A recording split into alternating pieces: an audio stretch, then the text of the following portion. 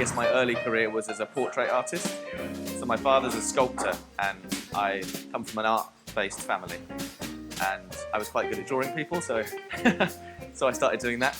And although I enjoyed it, I preferred working in restaurants and bars, and I sort of wasn't sure what I wanted to do.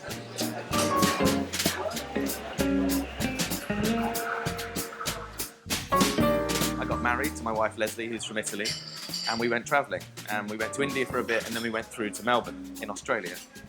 And I got a job in a coffee shop, and it's sort of a function centre cafe in the centre of Melbourne. And I started to get interested in the process of making coffee. Basically, the audience, the customers, they cared more about their coffee. So as somebody who worked there, I had to do a better job to give them what they wanted, to make them happy. And then somebody sent me up the road to a place called Brother Bababoo Dan, which is named after a historical, mythical coffee figure who's supposed to have smuggled coffee out of the Arabic world into the rest of the world. And that was the first time I had what I would call speciality coffee. It was actually a Kenyan coffee, and I was given flavour notes, and it was described to me. And at the time, I thought, sure, yeah. But when I tasted it, that was a turning point for me. I guess you could call it an epiphany. And I think a lot of people I meet in coffee, either they work in coffee and they move towards speciality, or they have some kind of experience that completely changes their idea of what coffee is capable of and what it can taste like. And I had that experience in Melbourne. And then I changed jobs the next day, and I went to work in different shops, and I went to visit roasteries, trainers, and I basically spent the year learning as much as I could. And to be honest, that's the beginning of where I am now, and can continue to sort of engage with the industry and learn more every single year. The role of the barista is interesting because it's evolved over the years from being a sort of a bar person who brews some espresso to being a mix of a sort of a sommelier with a baker. So there's a craft element to it, but there's also a huge amount of knowledge. And so the term people use now a lot is coffee professional. But obviously the idea is that the barista in somewhere like the UK or Bath, we're a link for consumers who don't know much about coffee. They're curious, they're interested, and we are a source of information. And effectively we're all trying to learn as much as we can all the time. And we're lucky now in the modern age of communication and travel is that we can connect and understand with more about producers than we ever could before.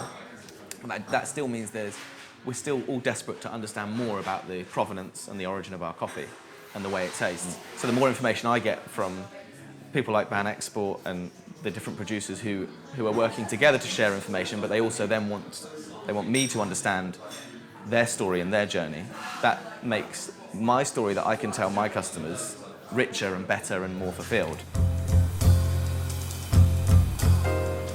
Barista competitions are interesting. I think they're a wonderful platform. They're evolving. They've only been around just over 15 years now.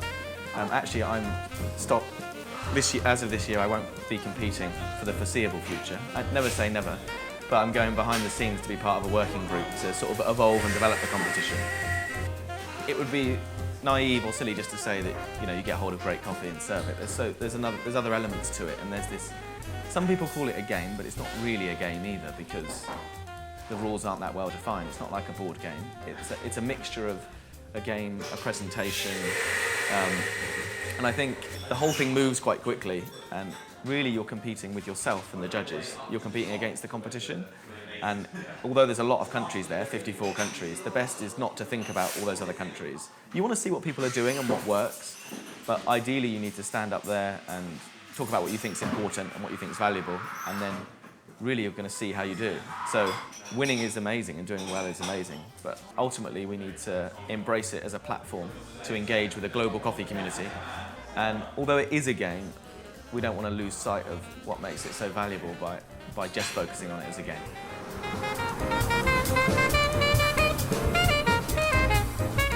I tend to often use different coffees for the UK Championship and the World Championship based on what's fresh and what's around and what tastes good. Back in 2012, I won the UK with a Rwandan coffee, and then in Rimini, I used a Yirgacheffe, a Richa, imported by Nordic Approach, so a washed Ethiopian coffee, very, very different, very aromatic, very floral. And then this year, I actually used the same coffee all the way through for the UK, so I used the Gaetana from Tolima, and I used it to win the UK, and I took it to the World Championships as well.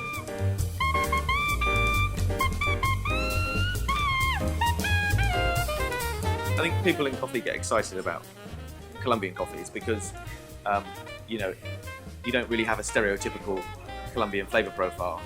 You know, there's lots of diversity within the different regions, and it's trying to understand where that flavour comes from and what we like and why.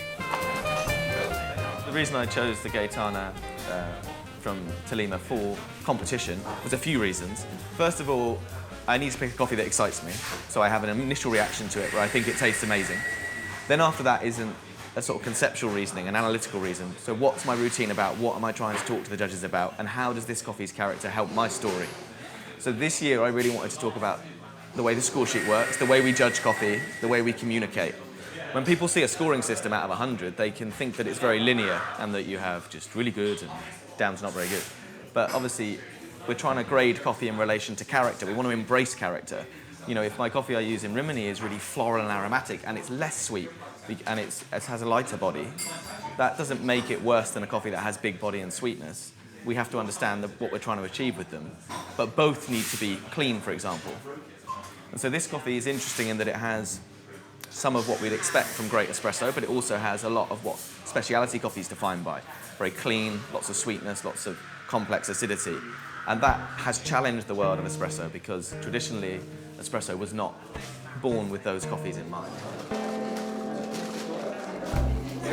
When we choose coffee for competition, that's just the beginning. There's a lot of work to do. With the water science, it's fascinating because effectively all coffee around the world is roasted to a certain water. So when you cup the coffees in Cauca or in Tolima or wherever you're cupping the coffee, you're tasting it with a certain water, and that's going to have an impact on what you think of it. And so here in the UK, when we roast the coffee to taste really good in London, that doesn't mean it tastes really good in Bath because the water's different.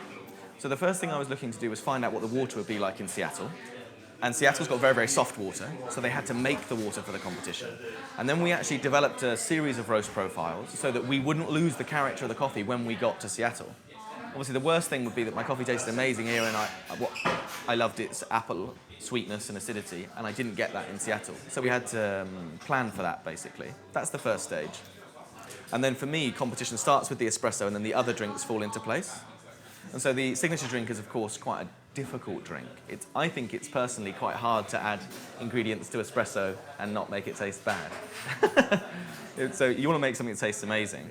What a lot of the judges will ask you afterwards is, why did you add those ingredients to that coffee? The theory is that the drink you made only succeeds with that coffee. So it's not like you go and create a drink, a type of cocktail, and then just chuck a coffee in. The idea is that you taste the coffee and you're inspired by the coffee's flavour, that forces you to create a drink that you wouldn't create otherwise. For me, the coffee had a lot of complex acidity, and so I started with thinking about how I could play around with acidity. So I looked at temperature, first of all, to bring the temperature down. But then at cooler temperatures, you increase acidity, but you lose a lot of sweetness and body. So the whole drink was about how can I explore the acidity and keep the balance that makes the coffee special. People come into our shop and they taste different coffees from around the world. And they say, wow, they're strikingly different. This one is extremely floral, this is very sweet, or this is quite thick and jammy. But what's nice is the people who come in, day out for a couple of years say that even though the character changes, the quality of the drinks is the same. And that's what I would say balance is. Balance is quality, it's not evenness. I know it's not the most tangible thing for us all to get our heads around. And we often argue about balance in coffee. But it's, quality and balance are interlinked, but we need to embrace character. And I think that's what the Barista Championships and all of the coffee competitions are about. It's about exploring those ideas. I think it's easy to stigmatise science and make science seem like this odd, non-communicative based piece of information in the corner.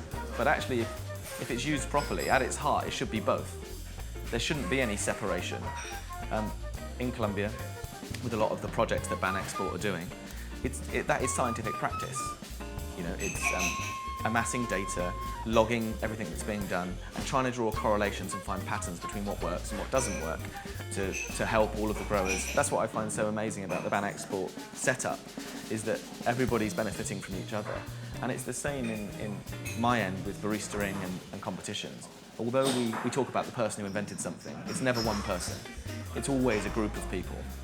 So science effectively is part of the way we communicate with each other and the way we reason and the way we say, oh, I believe this because of this. And then if the more able we are to prove it, the better that makes the conversation. So I think science effectively increases the quality of our conversation. It's not separate to it. And I think a lot of the time people will take something that's called science and they'll apply it badly to coffee, for example. But at the core of coffee is flavour, it's a taste experience. And then we need to draw back any scientific endeavour that we have to that tasting experience. And if we can keep them together, then they can only benefit each other.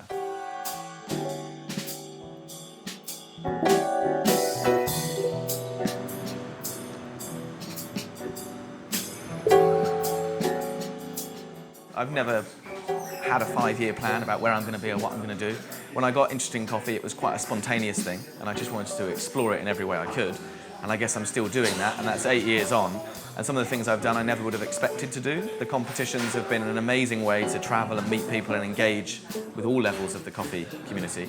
Science, I don't have a scientific background, and I've ended up working and collaborating with a chemist and we're looking at grinding science at the moment, working with engineers in terms of equipment. All these different facets to the industry I think are amazing, and I just want to keep my options open and continue to engage with coffee in ways that I probably couldn't anticipate now.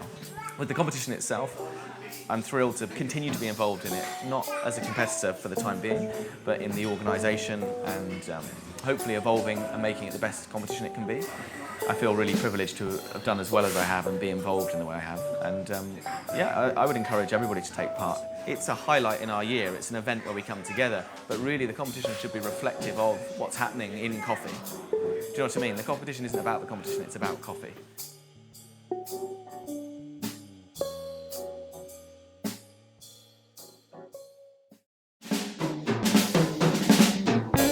Very exciting time for coffee right now. All the way through from the drinkers who are becoming more aware and more interested in what makes coffee taste the way it does. People are learning about different vocabulary, different ideas and concepts about processing and origin and roasting and water. And this can only benefit all the way through the chain. We need to invest in coffee to improve the research that we can do at a farm level. The communication and the work that Ban Export are doing, I want to see a continuation of that. I want that to grow and become more and more successful. Coffee, to me, when I think about the way it tastes now and the way it tasted 10 years ago and where it can go, it really seems like its possibilities are endless.